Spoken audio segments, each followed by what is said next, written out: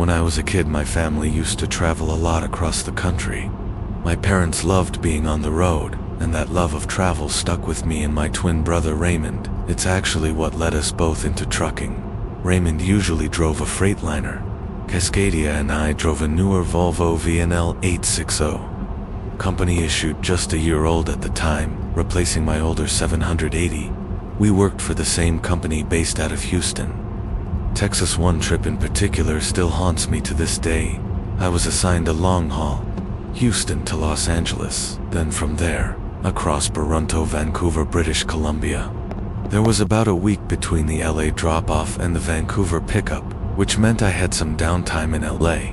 My cousin lives out there, so I figured I'd take a little break and ask Raymond to ride along. He was down for it, and our boss didn't mind. The trip to LA was smooth.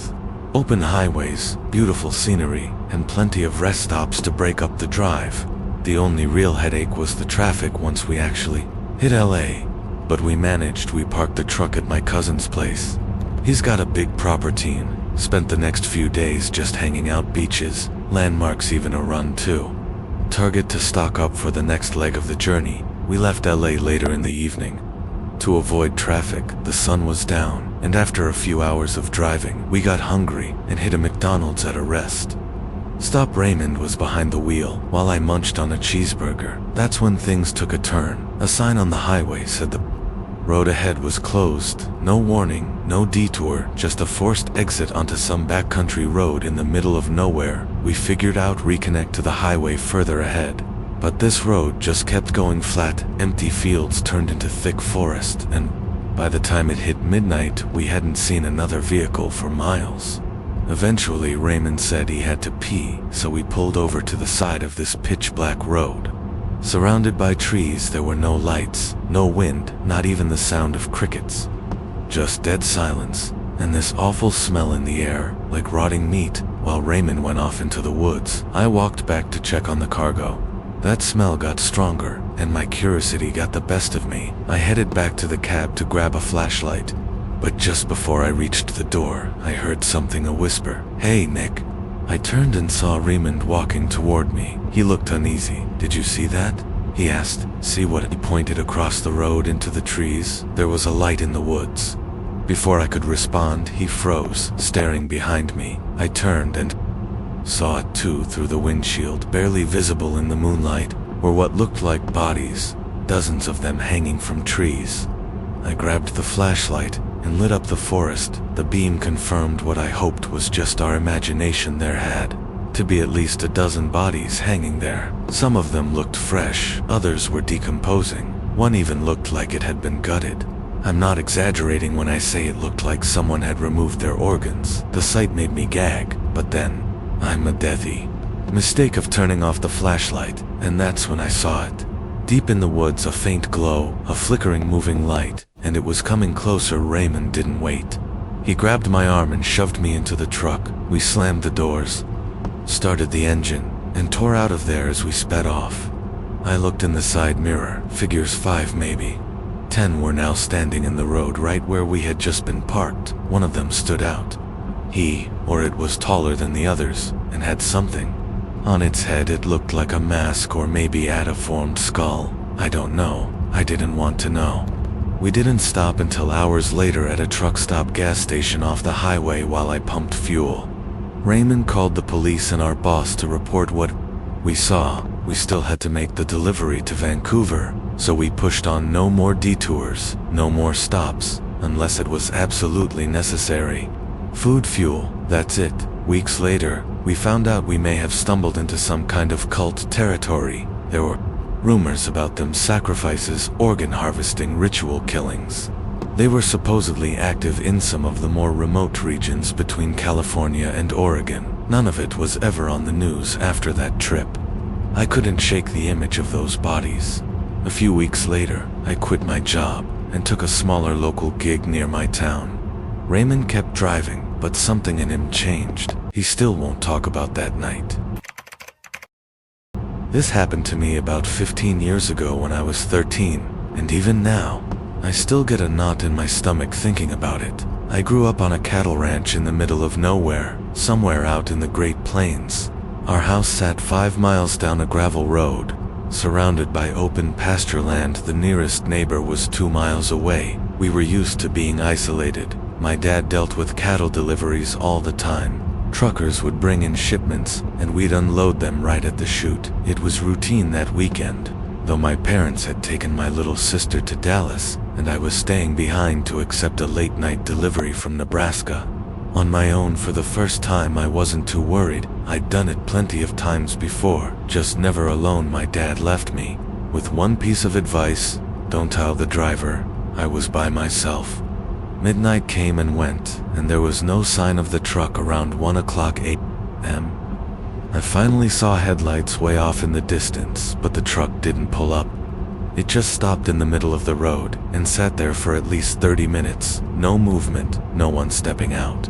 Just headlights in the dark. Eventually it started creeping down the road and pulled up to the loading chute. I went out to meet the driver right away. Something felt off. This guy looked completely disheveled, clothes covered in dirt and stains like he'd been living in them for days. He started mumbling about being late, something about a flat tire, then animals on the road, then something about fuel. None of it made much sense. Then he asked how old I gave him a vague answer, something like old enough to help out, and he just stared at me for a second. Then he launched into this weird rambling story about his younger years, saying he used to date a girl he later found out was related to him, and apparently he kept seeing her.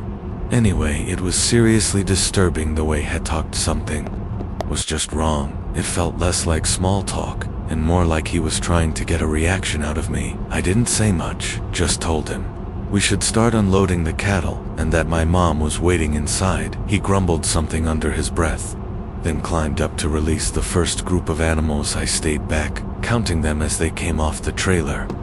That's when things got weirder. He opened the second group, then went inside the trailer to mess with one of the inner gates. A minute later he yelled out to me saying he needed help inside. I hesitated. That was something I'd never been asked to do before. No one ever needs help inside those trailers, especially not from a kid. I told him I needed to stay outside to count. He kept insisting. I kept saying no. It was clear he was trying to get me into that enclosed space, and I wasn't having it. After a few more back and forths, he finally gave up and opened the gate.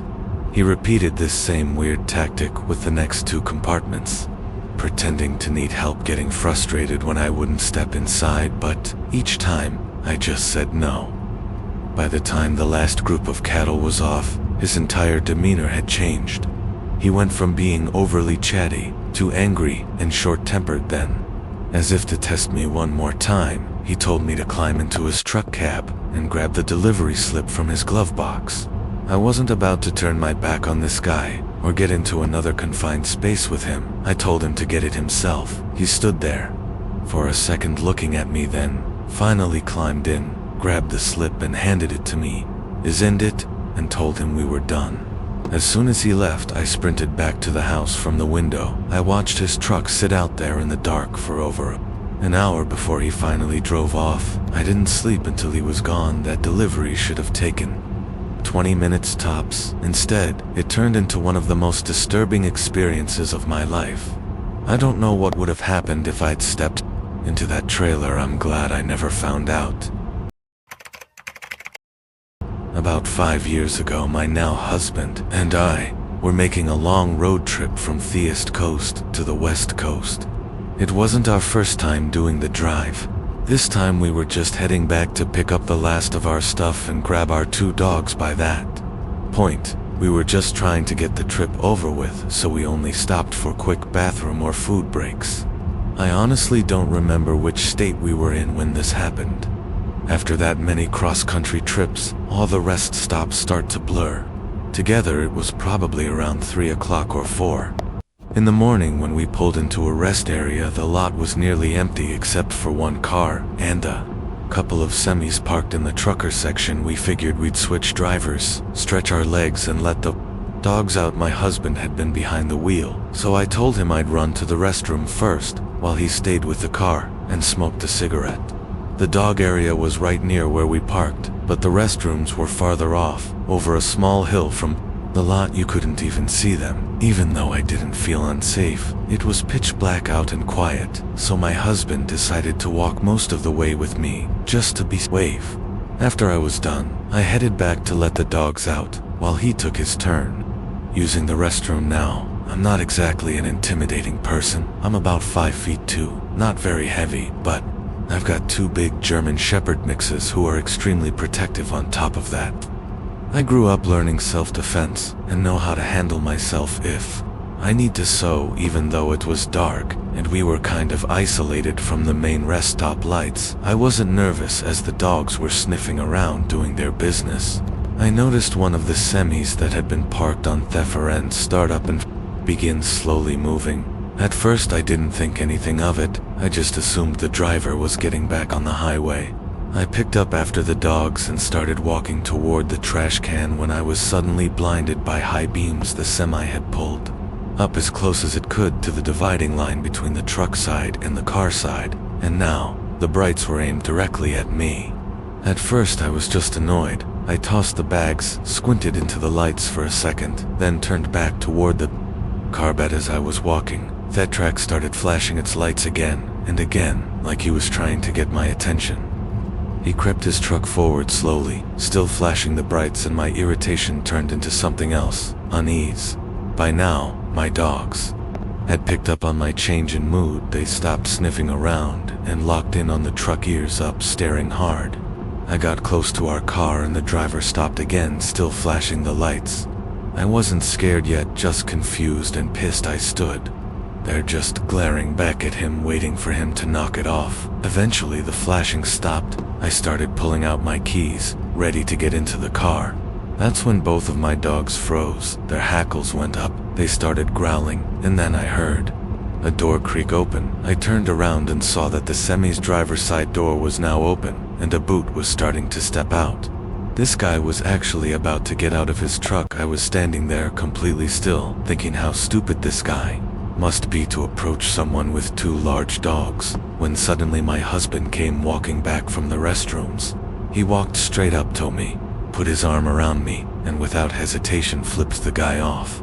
The trucker paused, then slowly pulled his foot back into the cab, shut the door, and within seconds took off out of the rest area. Once we were back on the road, I told my husband about the lights flashing, and that's when he explained something I'd never heard before. Apparently, some truckers flash their lights at women at rest stops as a way to signal for well hookups. I was disgusted. I wasn't dressed suggestively.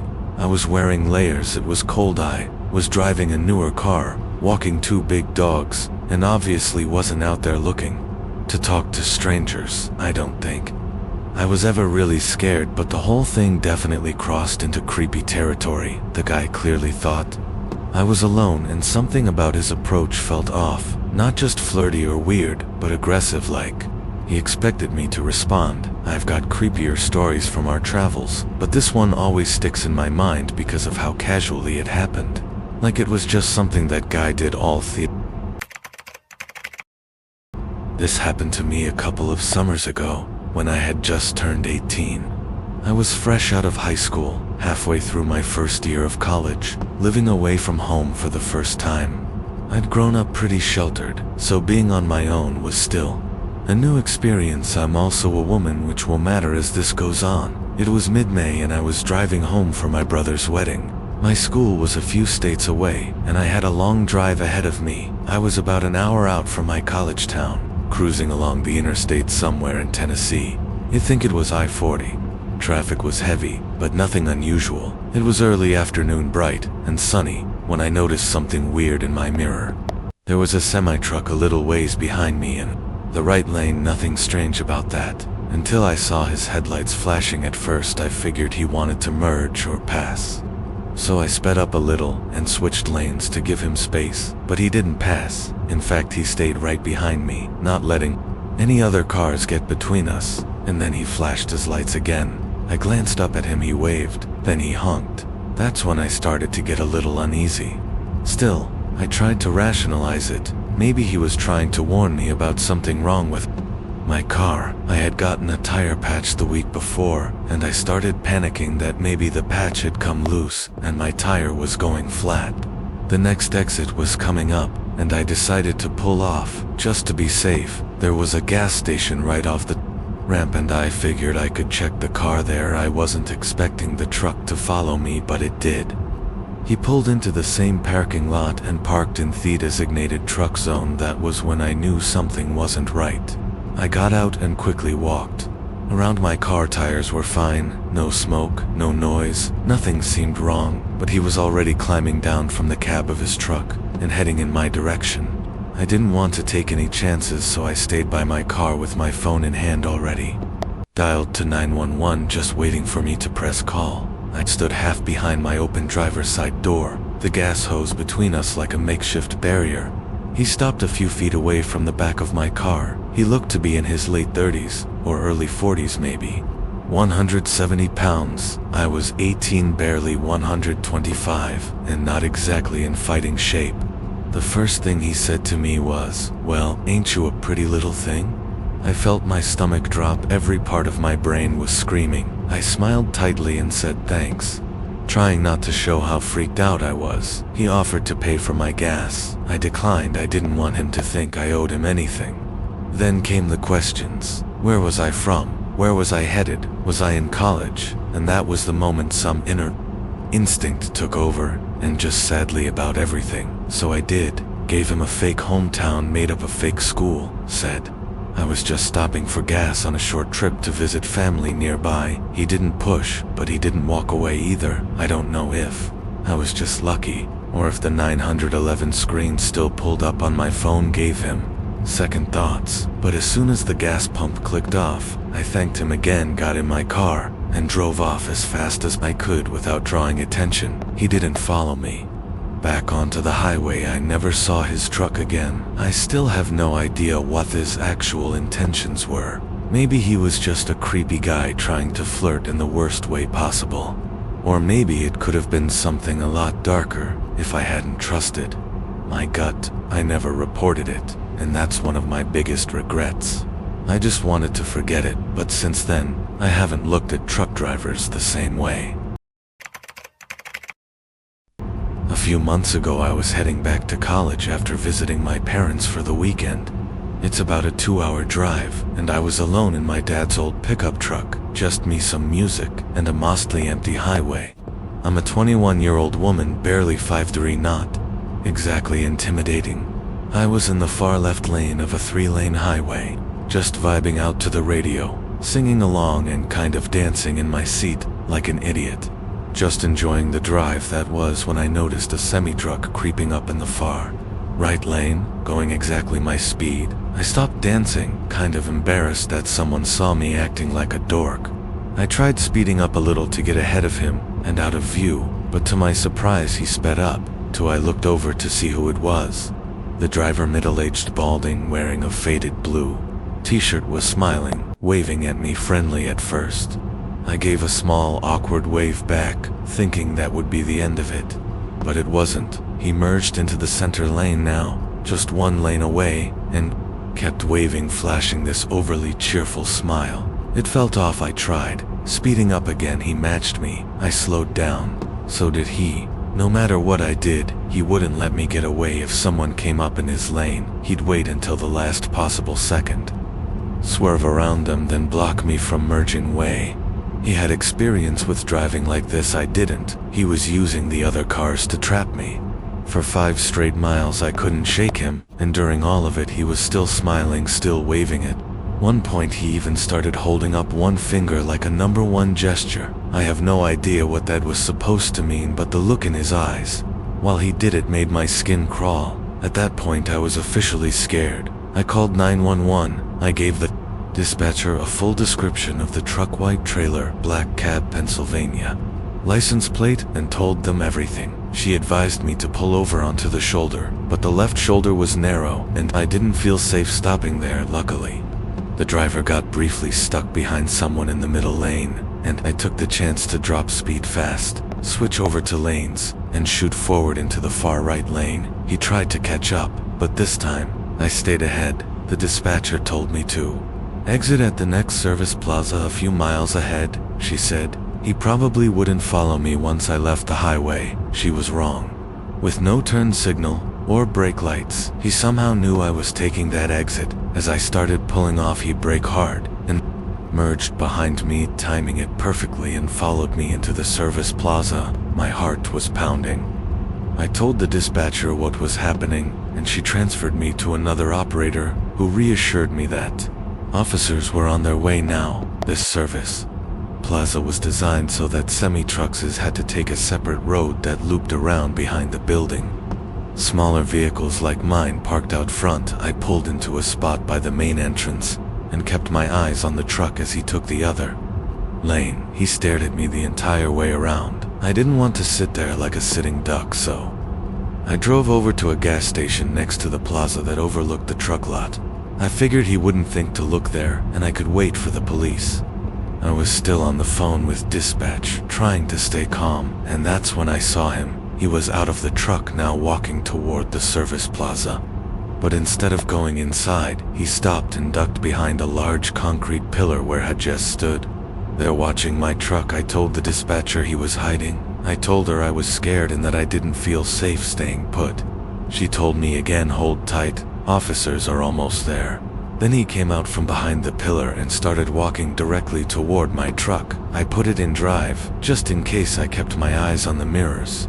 He walked a slow, deliberate circle around my vehicle, smiling the entire time. It wasn't a friendly smile anymore. It was dark, calculating, like he was looking for a way in. That was it. I snapped. I floored gas pedal and sped out of the lot, telling the dispatcher I wasn't waiting anymore. She apologized and said officers would still check the area and speak with the man if they found him, but that I needed to focus on getting home safely. I never found out if they caught up with him.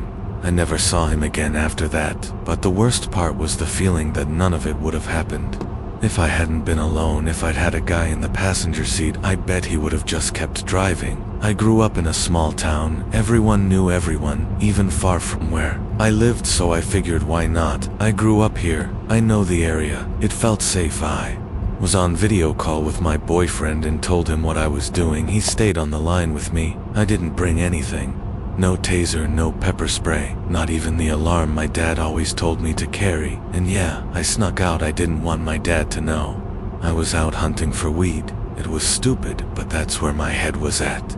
So I'm walking. It's pitch black. The streets between my neighborhood and the drop are barely lit. I have to cross railroad tracks, and the only light is from a warehouse in the distance, and a few streetlights near the main road. As I get closer to the main road, I see a semi-truck parked on the side. That's not weird. I've seen trucks parked there since I was a kid, but then I hear, "Hola, hey." I look over and see a man leaning out of the semi-Hispanic guy, red long sleeve, looked like almost any other man in town.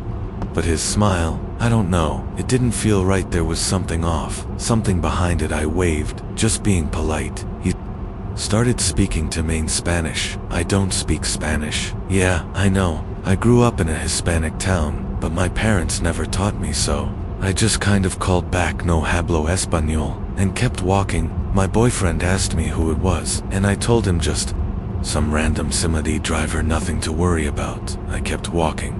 Spent maybe 40 minutes searching, trying to find the stash. Never did. My phone was dying, and my boyfriend told me it was time to head home. I agreed, and started heading back. Then I got this feeling, a bad one. I looked down the dark street leading back toward the tracks, and something told me, "Don't go that way, just don't." So I turned and walked toward the other end of the street, toward the warehouse. It was brighter over there, and the light made me feel a little safer. I walked past some empty trailers sitting in the shadows near the building, and then I heard it, "Hey." I spun around, and there he was, the same truck driver, the same creepy smile. He stepped out from behind one of the trailers, like he'd been waiting. He had one hand jammed in his pocket, and was angling his body like he was hiding something. He motioned with his free hand, "Come here." I didn't move. I told my boyfriend, "Wake up. Your dad, come get me now." I started backing away. My heart was slamming. I tried to think, tried to stay calm. The second he realized I was on the phone, his smile dropped. He looked pissed. Then he started ducking behind the trailers again, like he didn't want to be seen. I turned and ran, told my boyfriend again, "Come get me, please. Tell your dad, hurry." I didn't want to call my dad. I was still terrified of getting caught sneaking out. Even with this guy possibly trying to kidnap me, that fear still had a hold on me. That's how twisted the moment was. I ran across the main road to a little mini. Martin ducked behind an ice machine out front. I told my boyfriend I had to hang up, and I called a friend instead. By some miracle, he was out with his girlfriend and told me he'd be there right away. While I waited, I stayed hidden behind the ice machine and peeked out just enough to see his semi-drive slowly past. I saw him scanning the parking lot looking for me. He stopped for a second, shook his head like he was disappointed, and then drove off. But even with him gone, I didn't feel safe. Until I saw my friend pull up the second I got in his car. I broke down crying. His girlfriend held my hand and helped calm me down. They took me home. My boyfriend gave me a small lecture, but honestly I'll take that any day over what could have happened that night. Shattered any illusion I had about being safe because of how I looked. I'd assumed no one would target me because I wasn't thin, I wasn't pretty, I was invisible. But predators don't care. They don't care how confident you are or what you think makes you safe. They see opportunity and they take it. I was lucky, way too lucky. Don't forget, like and subscribe.